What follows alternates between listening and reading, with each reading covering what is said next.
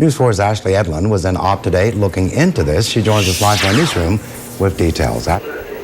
Well, Reg, school's out and it's summertime, but some serious paperwork is now sitting on the desks of officials. And it could mean big changes when school's back in August for some people.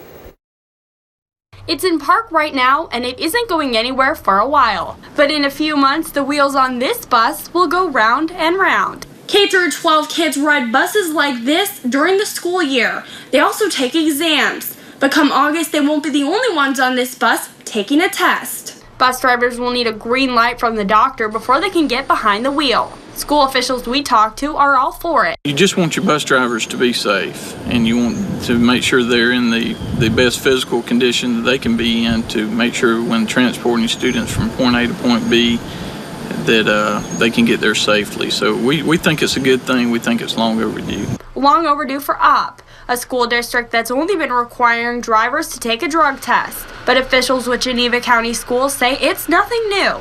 Transportation officials with that district wouldn't speak to us on camera, but say they've been requiring drivers to get physicals for years. Short says for his schools, this is a safe move. The most precious thing is our students, and they're the most important thing that we have here, and we just want to make sure that our bus drivers are safe and able to perform their duties.